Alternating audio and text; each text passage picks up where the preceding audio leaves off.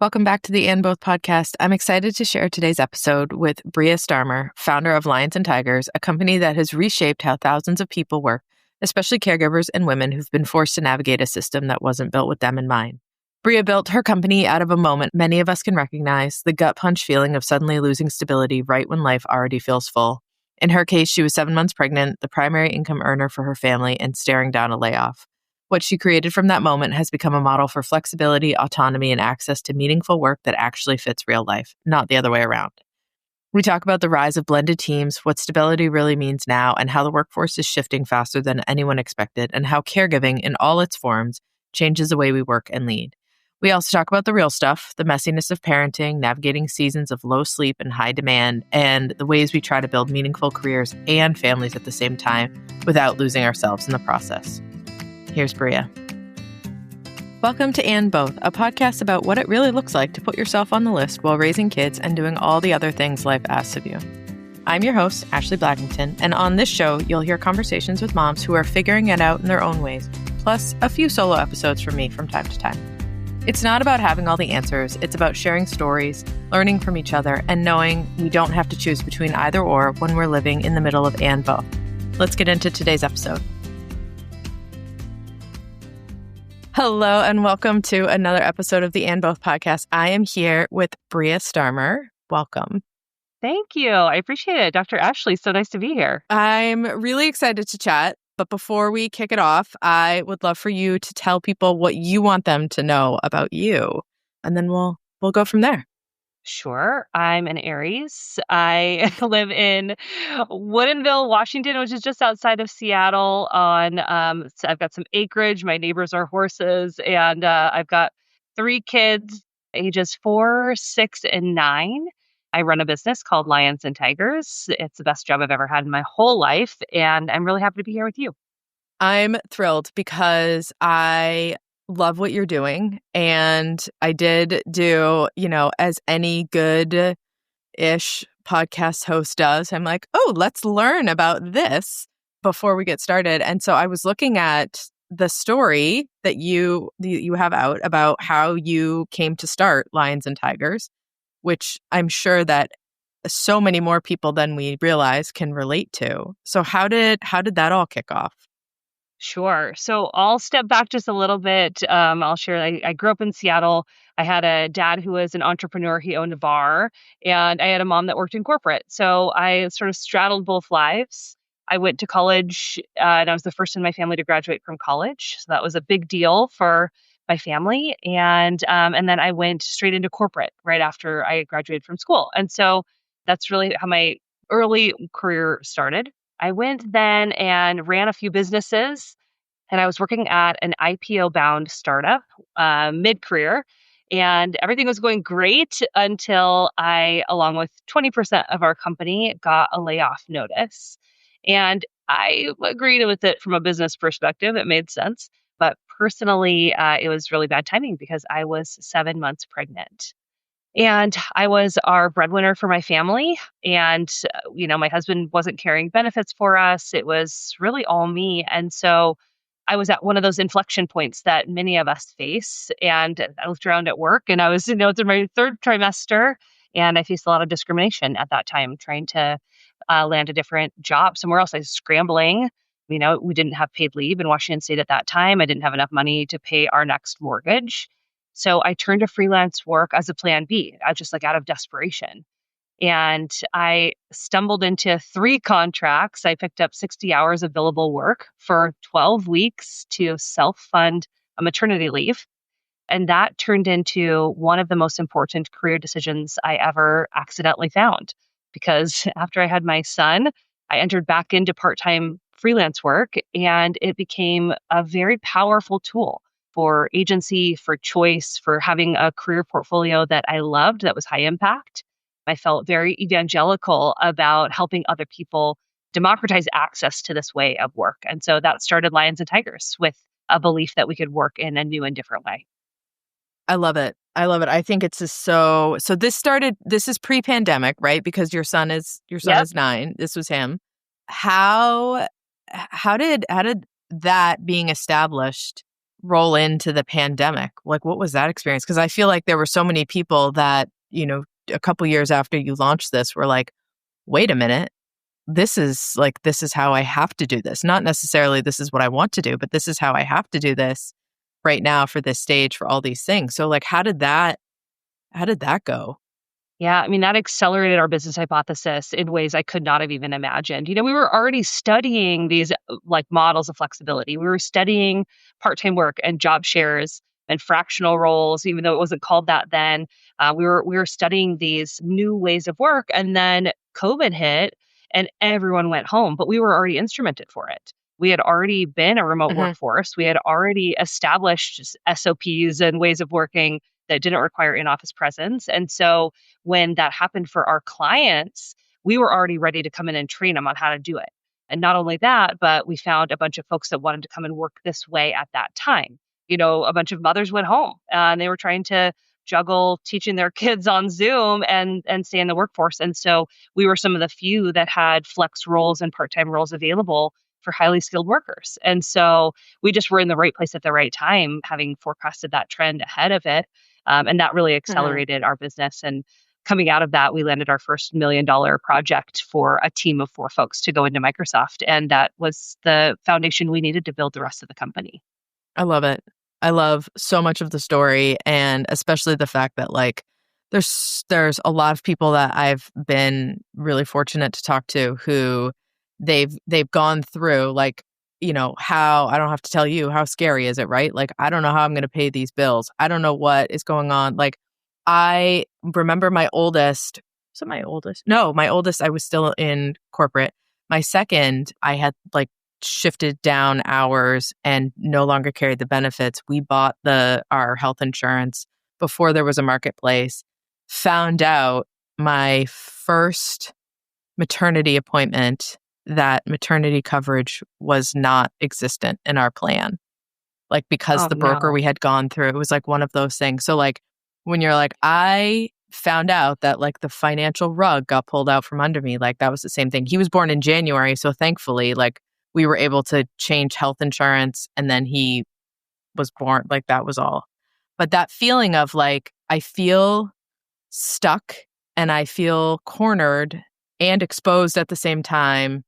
And I don't know how to make all of these pieces come together. Like it's just the absolute worst. And the fact that you like pivoted on that and didn't say like, oh, I've solved this problem for me. It's like, I can't be the only one, right? That's going through this. Yeah, I really relate to that story because, with my first, I lost health benefits. I got, 4 weeks of Cobra coverage on the layoff. And my husband was in a new role and he had a 90-day like period until his benefits Oh, kicked in. So they kicked in 1 week before he was born. oh my And so God. yeah, it was a tightrope for sure. And I think that I want to dispel the myth that being an employee, a full-time employee on payroll with benefits is the safer option. Because I think that Mhm. that's what I believed back Yeah. then. I thought that, if I kept my head down, if I did my job, if I just moved up the career ladder, if I like, delivered these outsized results, that I'd be safe. And I wasn't safe. And now I'm of a very different belief because I've seen hundreds, thousands of people step into this kind of work with more agency and control than they've ever had. And just anecdotally for me, I've been laid off twice. I've actually executed several layoffs in my corporate gigs, and I've never lost a contract. So it's just you have to think about the idea of stability differently, in Yeah. agency differently, and this day and age than we did even 5 years ago. I think it's so interesting that there's so many. I have two thoughts. One, that there's so many people out there that feel that way, right? It's like I did all the things right, right? I did all the things that I'm supposed to do. I checked all the boxes. I am bringing in the business. I'm bringing in all of these pieces that I'm expected to do, and yet still someone up there with like, the big quill is like, "No, thank you." Like it's such a disconnect between our investment in our position and the the care when it comes to like a management of resources, like how to feel like a number in a second or less. Yeah, and I mean, and I want to, of course, acknowledge we exist within capitalism. Like that is how this works. I'm Hmm. a I'm a shareholder. I'm a owner of a business. I'm a citizen in our society, and this is the system we've chosen. And I actually get it. I mean, again, I've seen layoffs happen so often. I'm in Seattle, so we are the Yeah. hub of Amazon and Microsoft, and we have a smaller workforce than we did when I had my kids 4 years ago. So it's bizarre when you think about just the labor force in general. And so there is like a missing humanity, but that wasn't the point of the system in the first place. And so we have to reconcile those things, and that's Mm. okay. I just don't want anyone to go in and think that they're sacred family members, because we're not. There Yeah. is a transactionality to this, and that doesn't mean that we can't be human and caring in the process. I've had some really wild experiences when I was laid off. Like, I mean, some of those stories are bananas. Like, these folks should never have done it that way. Hmm. And I think that that's really where there's room for growth. But that just, I think I encourage people to understand both their rights, but also how much control they have over various situations. I think that's the paradigm that's shifting. Yeah. And the idea that people like you're creating an opportunity for people to have control and to have a way of moving beyond the current like nobody wants to be laid off. Even if you don't even like your job, no one wants to be laid off, right? Like it's not a great feeling no matter what. The other thing I was going to say is there was a couple years ago in the UK, wasn't there a lawsuit around people that were being laid off while pregnant because there was sort of like circumventing this maternity leave, or not maternity leave, but like maternity discrimination in the tech space. I Oh, feel like this came out a couple years ago. We were talking about how there's a group, and I think that I somehow got connected with somebody in that group during COVID because I was doing a bunch of stuff online, with my own business and stuff like that. But they were talking about the increasing number of women that were being laid off during, like, in later stages of pregnancy or on maternity leave as part of a restructuring to avoid the legal ramifications of firing people while pregnant. Oh, I'm sure that that's true. I don't know about that specific study, but I mean, definitely when I was laid off, I was talking to all sorts of folks about, is Mhm. this legal? Can they do this? And of course, for me, they could. It wasn't a targeted discriminatory layoff. It was part of a Yeah. 20% reduction in force, and so it was just circumstantial that I was laid off. But then, of course, the market, I faced discrimination. 60% of us will face discrimination in the workforce. Women, of course, see it all the time. Women of color see it all the time. So it wasn't rare. My story isn't rare. And that's the reality of it. I guess is why I want to demystify that. Like that this happens a lot, Hmm. and we're not protected right now. Like, this is just a time when we need to be, even more proactive than we would have been otherwise. The UK certainly is a leader in flexibility and flex work policy. So I often look to their models of work for both employees and for the independent workforce as well. Yeah. So the people that come into Lions and Tigers, is there what are the roles that you see that people are like, are there kind of pockets of, this type of expertise, this position, whatever that lend themselves to this easier, or do you have just sort of a propensity towards this type of role that come into contact with you? Yeah, let me break down Lions and Tigers a little bit more just for folks that are starting to learn about this way of work. So, we spend a lot of time in the enterprise. So, enterprise tech spaces and mid market tech spaces, as well as public sector. That's our sort of newer division. But what this looks like is companies like Amazon, Google, Alaska Airlines, SAP, they desire to have blended teams. This is what we call it, blended teams, where you have employees plus independent workers coming together. And that team is the workforce design is all in large, like designed so that you've got both people present, both types of workers present. And then we talk about it in terms of everyone working in their highest and best use. Now, this model can be applied to really any business function. So we have demand and requests across marketing, sales, IT, HR, operations, finance, strategy. All of them are capable and interested in using this model. And then L&T, we design the team strategy. We look at that workforce and we say, you know what, this is best done as a full-time employee. This is best done as an outsourced worker. We design that org model, and then we bring in the independent workers that then get blended into the org. So it can really exist at any altitude within an organization, but we've specifically targeted our body of work in the enterprise space and the mid-market space. It certainly can exist in, and often does in SMB startup world. We're just not designed for it today. And then public sector, of course, is new to this model. And that's been really exciting for them to start to think about how do we service citizens using this blended team model. So that's how L&T has approached it, which is really different than organizations I've seen in the past where you look at sort of big four consulting. In that way, you've got a set team of folks, full-time employees of Accenture, McKinsey, et cetera. They go in using a playbook that they've used many, many times before, and they retrofit it to the solution that to the targeted opportunity. Or you're looking at a staffing team so that those folks like come in and just get bolted on. The way that we think about it differently is that it's a blend that we really take into account all of the skills and capabilities of both the independent worker and the employee and bring those things together really strategically. I like that because then you are, you're really increasing the strength and utility of the team that already exists versus like, hey, we need a whole new crew of, this kind of expertise where you're really being able to sort of up level in the areas that people need. That's a really cool way to do it because I think that's that helps with teams or groups that like if they're going through like a growth phase and they need to add to that, but that's not necessarily where it's going to be in the long run. But I love the blended piece because that works on your end and that also works on the enterprise end. It's very cool. For sure. Thank you. And, I'm not the first to think about, outsourced services. 24% of work across an enterprise is already done by an outsourced non-employee workforce. So that's not new. But I think to your point, Ashley, the idea of trying to surround the employee that's left there, now our employees are all very precious.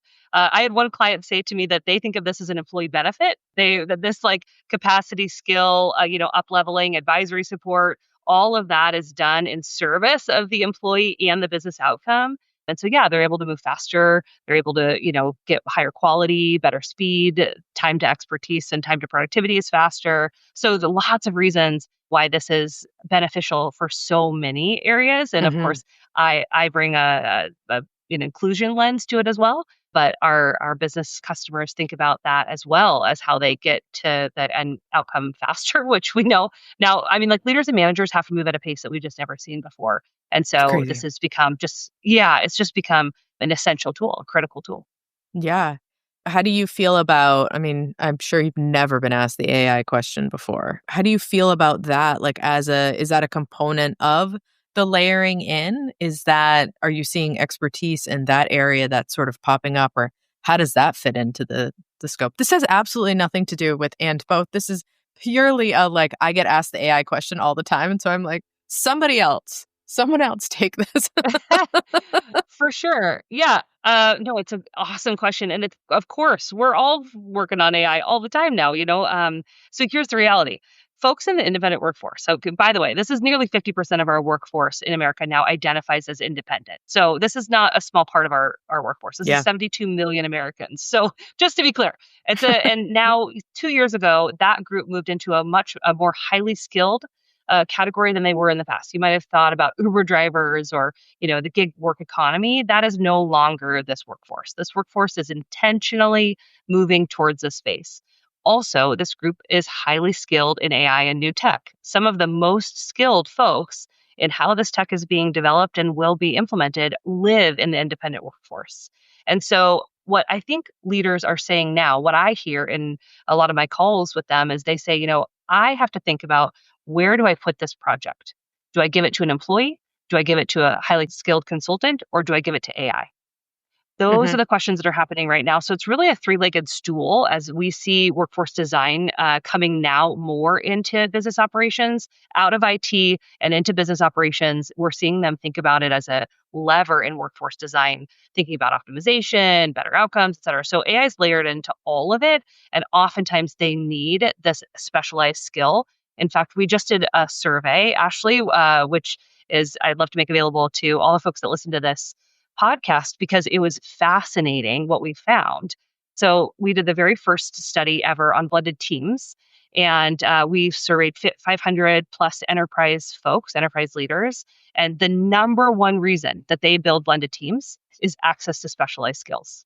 Yeah. They can't build it in-house. They can't hire them fast enough. And so they need outside support to get there as fast as possible. And I think AI is a wonderful use case for how we're seeing that show up.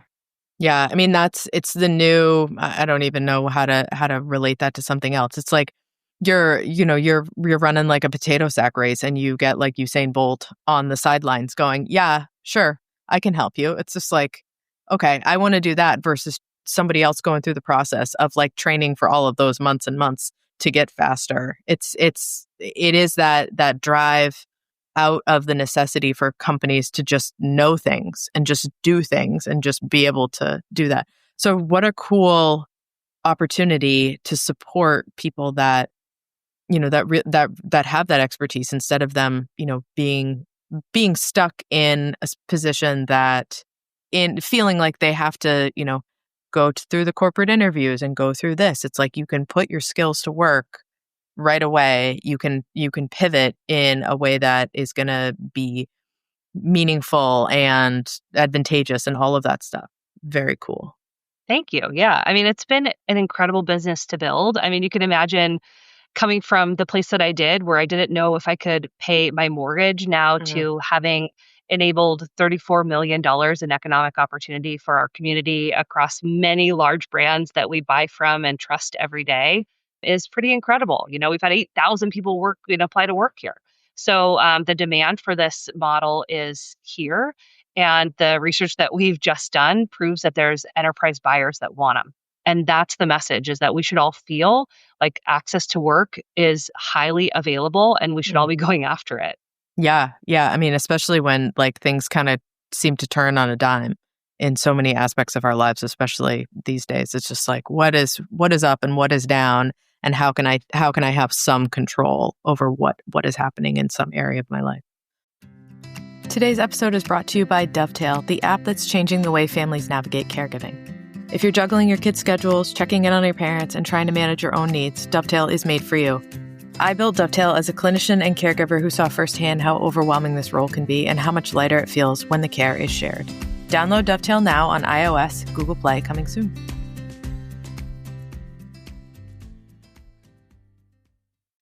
So, given the fact that you have this like massively growing company, you're helping all of these people, and that is no small feat. You also have 3 young kids. How does that look?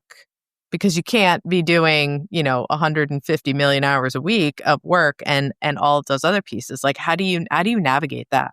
I don't use the word juggle anymore. It's navigate. Navigate. I like that.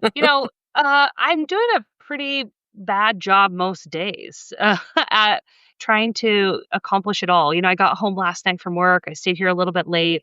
I got home about 6:00, and all 3 kids were just desperate for me. They all wanted one-on-one time, and it can be really brutal. And then my husband's like, "Hey, could we talk? Could we have like a conversation?" And I have a puppy. I just got a puppy, so like, I am just running around, And what's interesting, so I have an Aura ring. Do you have, with all this health tech now? So my Aura ring tells me I am more stressed at home than I am at work. So I would say I'm doing my best on most days. I am very lucky and fortunate to have a stay-at-home partner who manages a lot on the home front. He's a lead logistics guy, but I still am responsible for so much of the execution and planning of the Starmer family operation. And so, yeah, I would say I'm in a period of high spend, high resource, like low sleep, low health. Like that's the phase that as a founder I'm in. I would say it's getting better. I'm 7 years in. We have a very good team at Lions and Tigers. So I am sleeping more than I did a couple of years ago. So that's the good news. But my family demands have gotten bigger. So, as my kids have gotten bigger, I've gotten new challenges there that I didn't anticipate. I have a kid with special needs that I didn't know about a couple of years ago. And so that's required a whole new level of empathy and coordination that I didn't know I would need at this phase of life. And so I've been very, very fortunate that flexibility has been the thing I have been maximizing. Like that's the thing I've indexed for this whole time. And that was the right choice for me. Yeah. I think too, like you never know, especially like in parenting, like you never know, you don't know what you don't know. And I just, over and over and over again, I meet people like, I haven't been to a baby shower in a long time because most of my friends are done having babies. But I remember because had, I've had kids for, I don't know, my oldest is 12, my youngest is 5. And so for a long time, I was going to baby showers and it was first babies. And I remember people, it's like, I've read this book, I've done this, I've got this tool and all of this stuff. And I remember being like, that's how civilization just keeps going. This is how we just keep having more people because you don't know what you don't know. Because if you knew how much you didn't sleep and you knew how much you felt like you were being drawn and quartered like 20 hours a day, it just, people would not be like running down the road to be like, oh, me next. But I think it's so refreshing for other people to hear that, it's not simple. Even if you're highly resourced, even if you have, the like that family that can just like swoop in and all of these people are coming and going and all of that stuff, it still relies on the logistics and the execution of it. And that can't really be outsourced to an extent. And so I think that that's always nice. I outsource as much as I possibly can. I will put that on the record. So I build a blended model at work and at home. I don't have the kind of like family that you mentioned. But I mean, I definitely outsource as much as I possibly can. That's a big part of like creating jobs, no matter what it is something that I believe fully in. I think like that's what the money is for. So that's how I think about it. I'm curious, Ashley, for you, like, for me, I haven't spent much time Googling how to be a CEO or how to be a founder, but I've spent a ton of time trying to research how to be the best mom or the best care provider to my family. And so I'm curious for you how that's shown up, how you think about like maybe energy spent and ROI, or I don't know if you could put ROI Yeah. on being a mom, but like how has that shown up for you as you're trying to navigate both? Yeah, I mean, I think that like fully and transparently that family that we're all told that, the like 50s, there's a million kids and everyone's helping and you run down the street to like Aunt so-and-so's to get your like snack after school and all that. I don't think any of that exists. And I think that there's this mirage about it. And I definitely, that is not my reality either. I think that for me, becoming a CEO after becoming a mom was an extension of knowing what you don't know, being very comfortable not knowing things, and being very comfortable, not necessarily very comfortable, but being okay with the fact that you are going to fall on your face. It might be that you go out and you forget to put diapers in the diaper bag. You go out and there's no snack. You go out, like it's all of that stuff. And I think that for me, that shows up in at my company as well. It's like, you can get into a meeting where you're like, this is not how I envisioned this all going. And how do I think about where, either we can like do the same as we do at the playground, right? It's like, I have no more wipes left in my diaper bag. How do we pivot out of this situation? It's like, I am in a meeting that I don't need to be in because this is not going to lead to blah, blah, blah, blah. How do I get out of that? And I think it's just pivoting those skills from one to another, but not ever putting things in the mom context as though that is a step down, because I believe fully that the mom experience and the mom context supersedes our ability as a CEO. Yeah, like, and both. I mean, and Mm-hmm. it's so funny because we share that, lions and tigers. We often talk about the power of and. Like, that is the cornerstone of our brand as well, that you shouldn't have to choose between all or nothing, that there's this potential that through connection, you can do more than that. Like 1 + 1 = 3 in some ways. And also, I think we're told that we can just work our way through it. I listened to a friend of mine that was on your podcast recently, Dr. Ann Welsh, and she talked about sort of white knuckling it. And I think that that's so true. She and I have had those conversations before as well. And so for me, when motherhood showed up, I never thought that entrepreneurship and motherhood would be in the same era Yeah. for me. Like that was a surprise.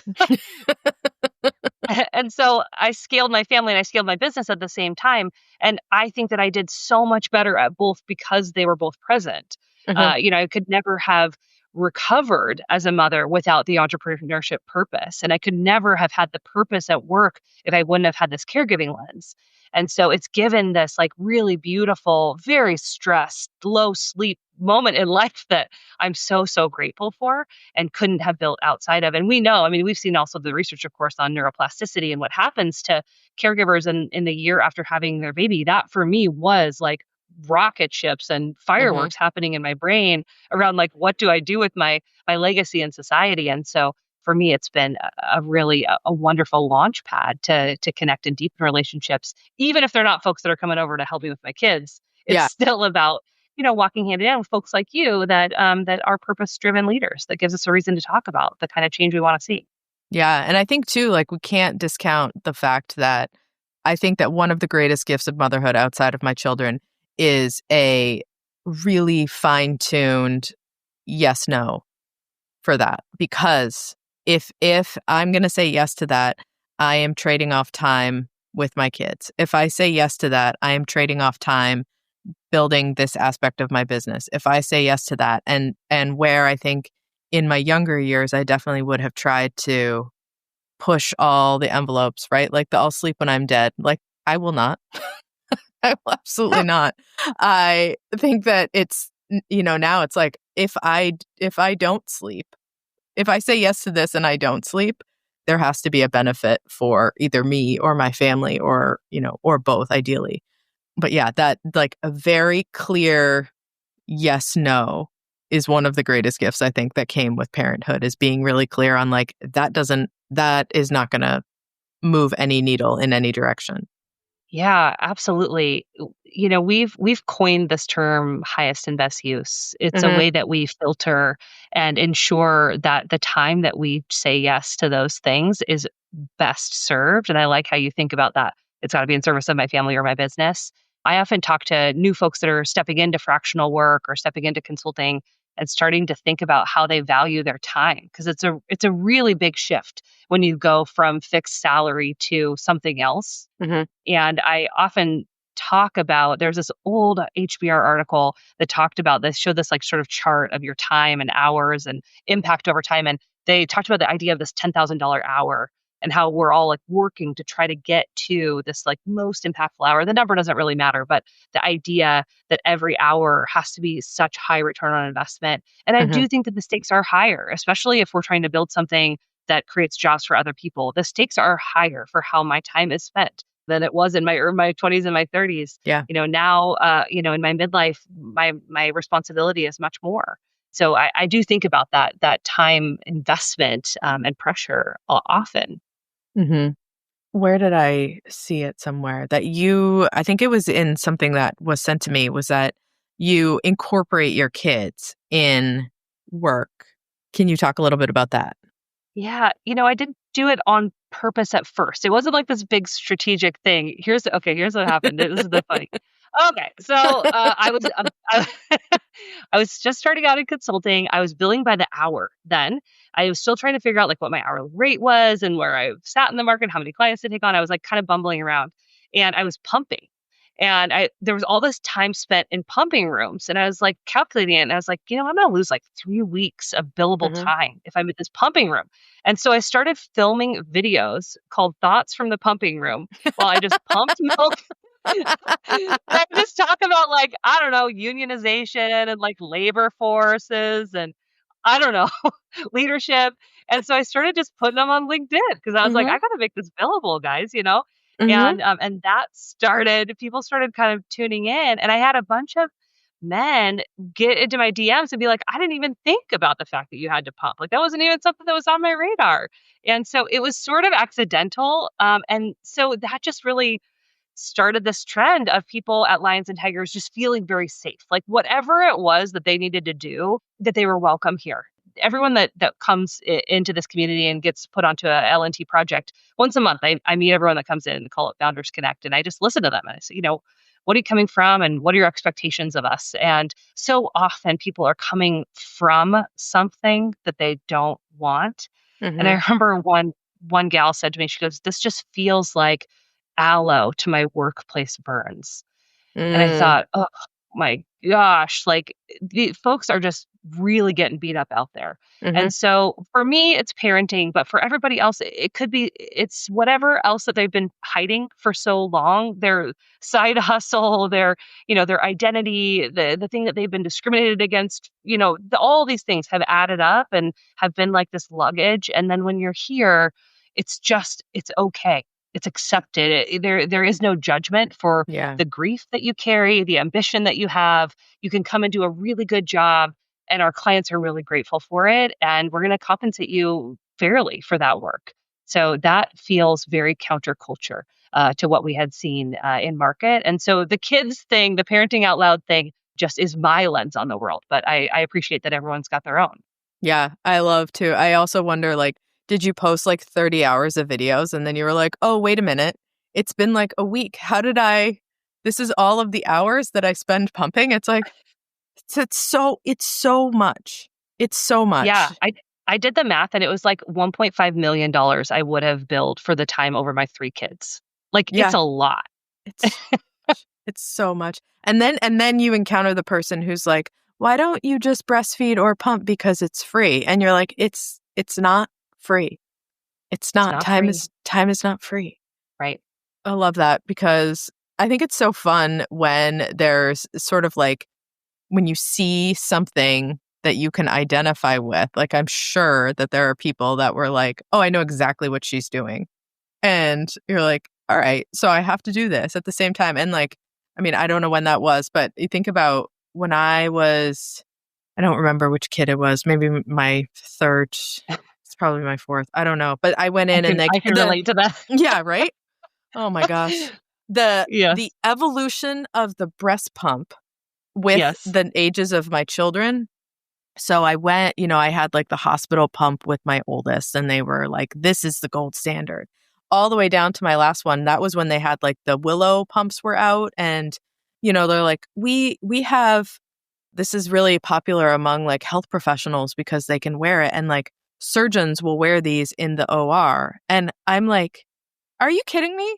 Like now it's like it's not enough to be like making food to sustain another human being. You get to also be operating on another human being at the same time. Like, how many tasks do we have to do at the absolute highest level before people are like, I think you can get 5 minutes to sit down. And it's like Yeah, bonkers to me, absolutely bonkers. But I love that it's like that like we're all in it. We are all in it together because however you feed your kid, it takes a lot of time. It takes a lot of energy and it's expensive no matter what. Oh my gosh, for I love sure. that. I Yes, love yes. that.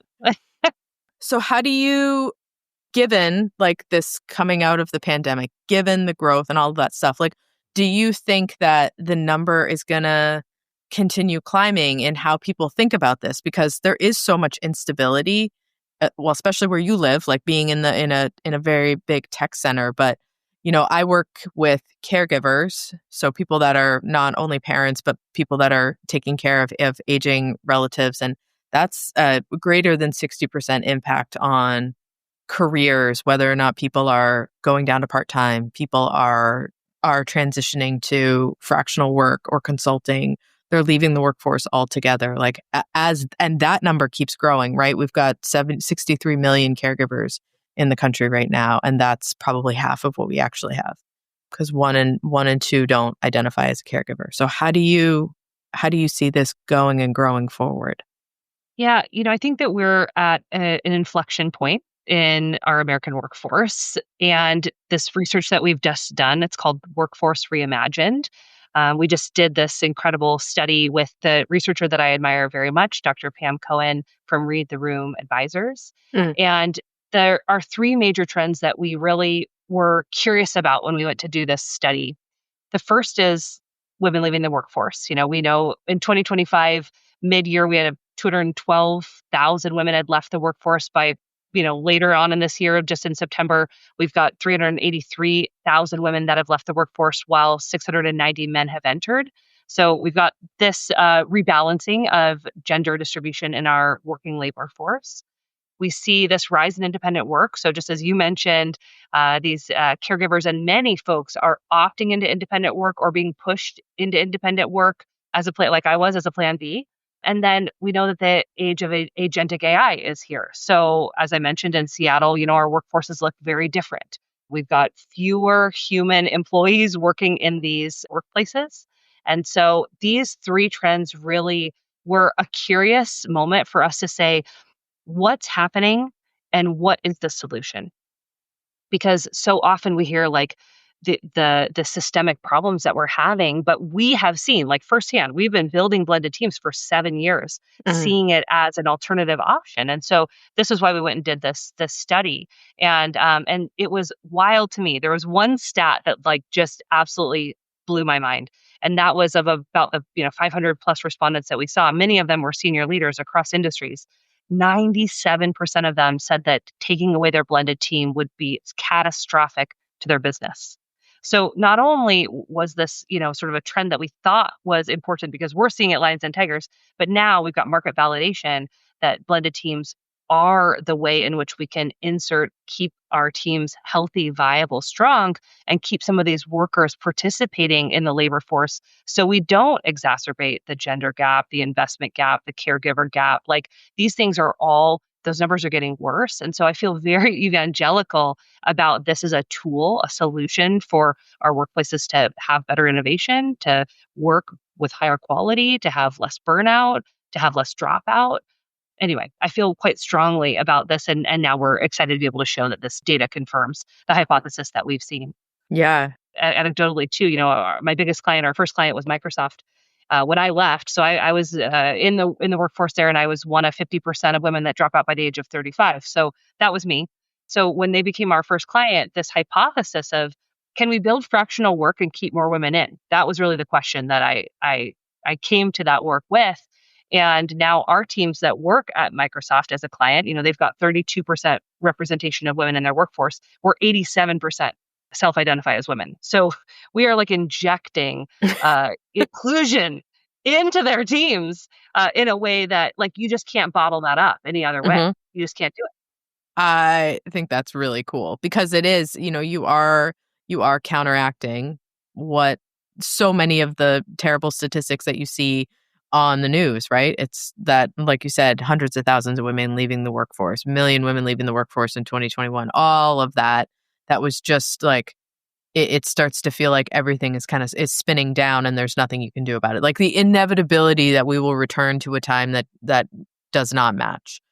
That's very cool. It's like you're like the jelly donut of equity or of equality in the workforce. It's like, no, no, no. This is good, but like it would be better if we had like women and more of them. Sure. Yeah. And don't tell me it's not possible. Right, I don't want to hear it. exactly.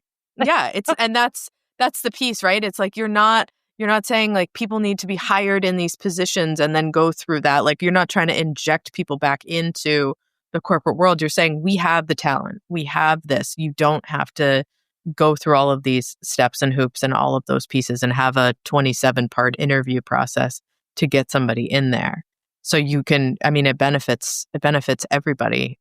Do you think that people like, I feel like if this is the way it keeps going, will we eventually get to this like skeleton crew of institutional knowledge that is buoyed by these blended teams? Like will the core of who is at these companies continue to get smaller and smaller as the blended teams continue to get stronger and more comprehensive? Yes. Yeah. Yeah, Done. I think so. Yeah, no, I mean, Mhm. look at our, our S&P 500 companies. Like, how are they going right now? How is hiring going there? Right, like, and the bet is on agentic AI. Mhm. That automation will catch up, but we also know that women are 1.5 times more likely to need to change jobs due to automation. So yes, I think fundamentally there will be a crew of very precious employees who hold the IP and manage risk for the brands, and that a lot of the expertise will live outside of the organization and in tools.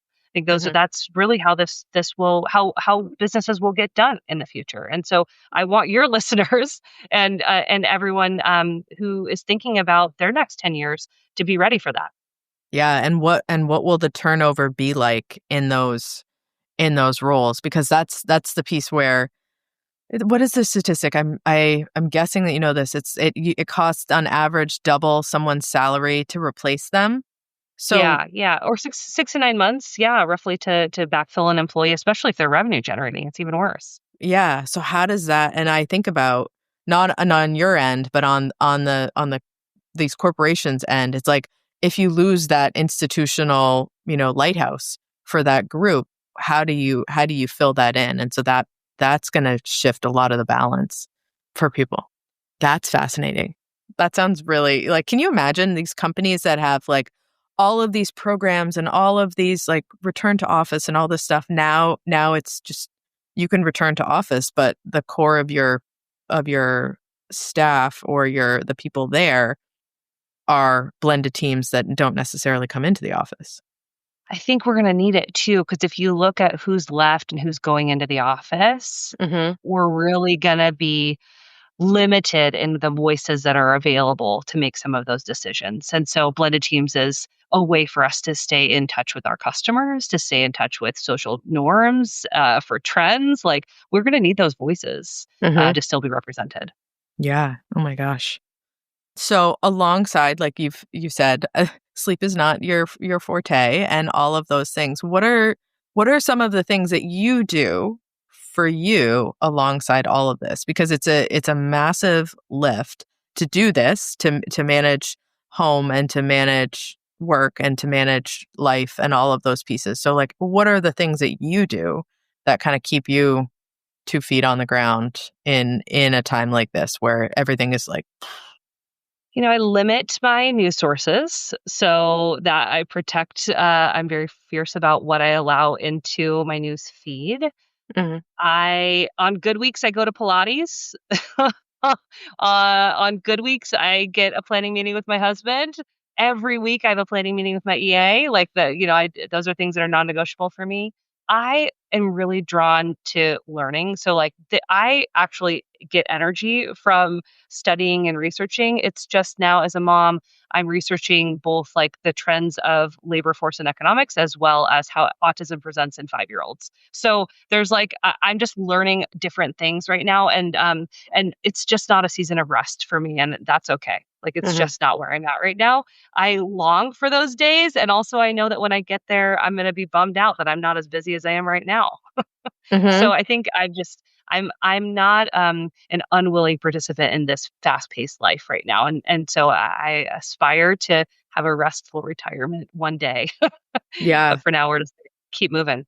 I love that you say that because I think that a lot of times people seem to feel like the pressure for success is to get to that place versus like I'm not in that phase right now and that's okay, and saying I don't want to necessarily, yes, the days are very long.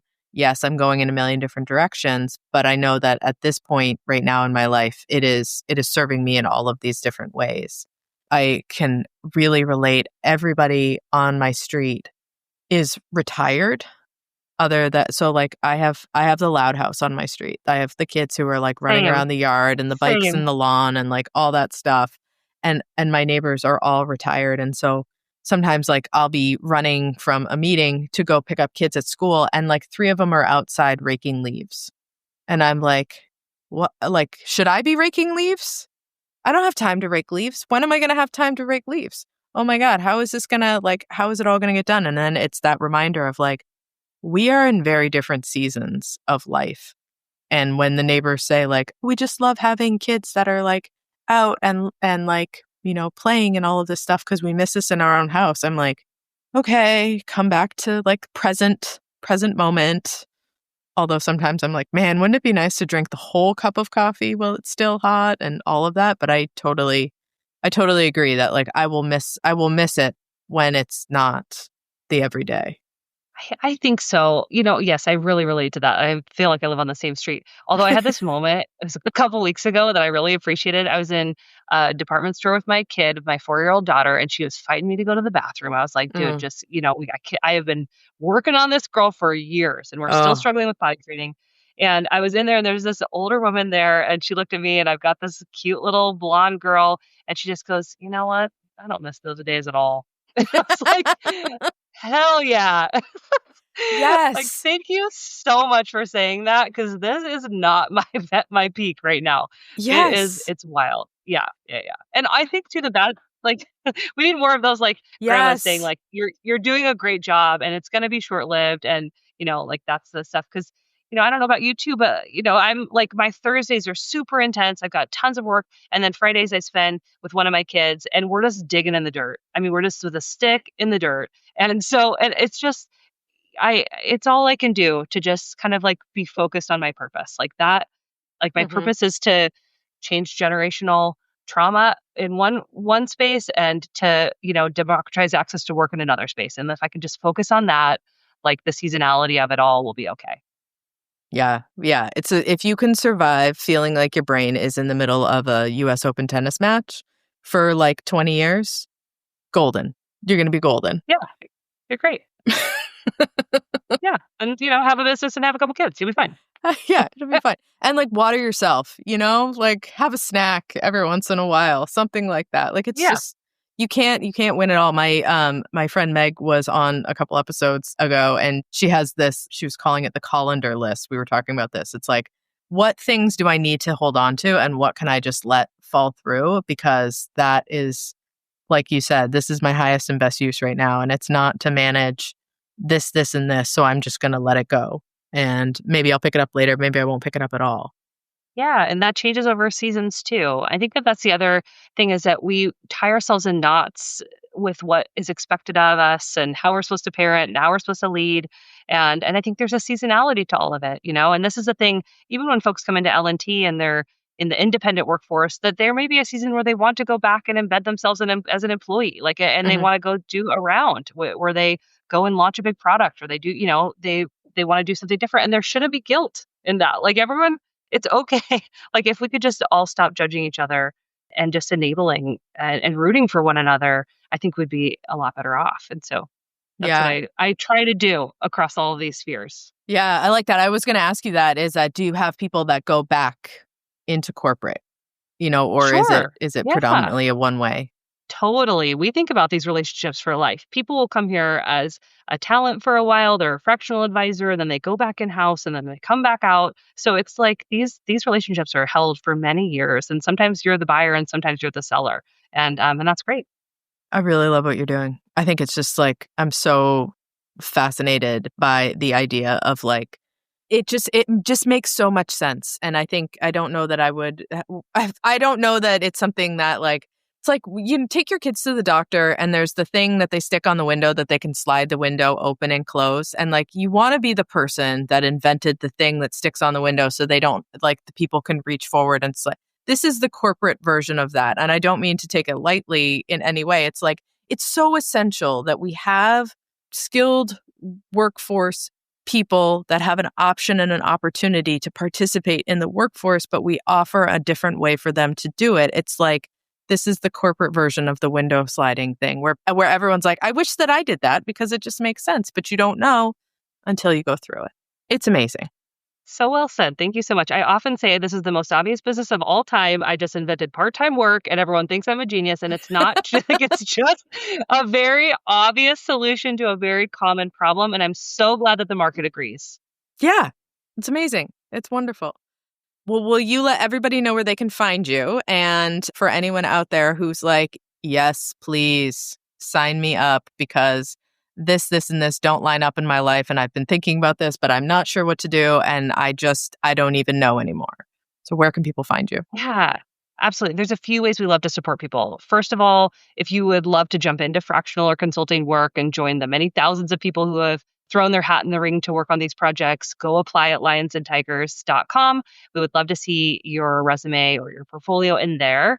On the client side, if you want to build a blended team, if you're thinking like, I just need to get started, I'm ready to either like, let's start with a maternity leave backfill. Let's think about something like really approachable, or we're ready to go all in. We want to really strategically think about blended teams. My team would love to support you. We are really present on LinkedIn. So if folks want to follow us there, I post a lot there. The brand posts a lot there.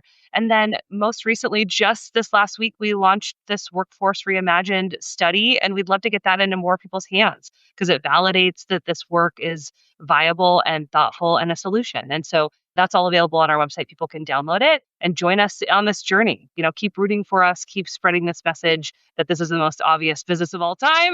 I'm totally down. No ego with that. Please help spread this message. And so hopefully Lions and Tigers can serve you in whatever journey you're on.